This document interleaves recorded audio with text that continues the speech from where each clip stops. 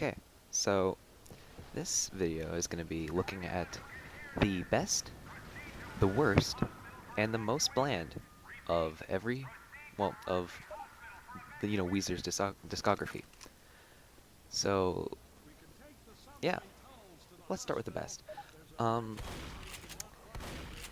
the best albums, it's everyone's favorite albums. It's the Blue Album, and it's Pinkerton. It's a two-way tie between these two albums that everyone and their mother's like, oh yeah, Pinkerton and the Blue Album, they're the best albums out of Weezer's entire discography. Yeah. And there's one thing that I notice everyone does with comparing Weezer albums is that they always compare it to the first or second album, and I'm going to do exactly that.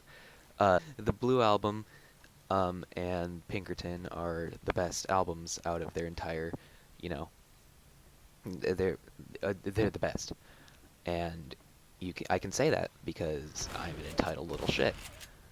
The Blue Album is very powerful. It's a lot of it is about uh, Rivers just you know writing music, but the track list is for the Blue Album is very very memorable. I can name all of them off the top of my head. I'm not going to do it right now because um, but Pinkerton is a lot heavier, a lot darker. It's about Rivers being, trapped in his room writing music, being angsty and pretty much being a teenager, even though he's like in his 20s at that point.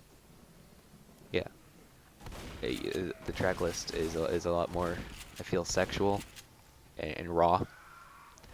So yeah, without further ado, let's move on to the most bland, or the cleanest, or the most soulless, or whatever you want to call it. And for this, it is a once again two-way tie between the Green Album and Make Believe, which was their fourth album. No, their fifth album. Uh, Green is by far the shortest album out of the entire, you know, disc. I'm gonna keep saying discography. It's gonna turn into less of a word, but it's their shortest album by far, and it's their most clean and safest album out there. It doesn't really take many risks. I mean, no, it doesn't. And then Make Believe, it's more of the same pretty much. It's basically just they took stuff that didn't work for the Green Album and they made it into an album pretty much. They basically made popular music hits the album. You got Beverly Hills, We Are All on Drugs, and just a ton of clean, Perfect Situation, stuff like that. And on the Green Album, you have stuff like Hash Pipe, Island in the Sun, and don't get me wrong, they're great songs, but they're just not very adventurous. And then to the worst. You saw this one coming. It's a two-way tie between Ratitude and Pacific Daydream. I mean, it's not that they're all bad. They both have redeeming qualities, or in Ratitude's case, redeeming quality. Um, Pacific Daydream has some pretty good tracks on it, like what is it? The Beach for like Beach Boys, and moving on. Ratitude has one good song. I could only make it to that song, and then I broke my disc in half and burned it. And that's, if you're wondering if I want you to, I want you to.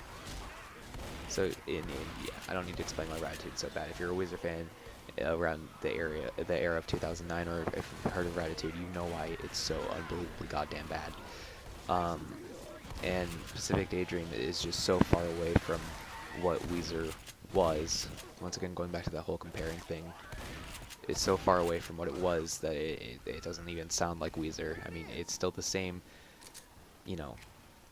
musicians, but they've just changed so much that it doesn't even sound like them.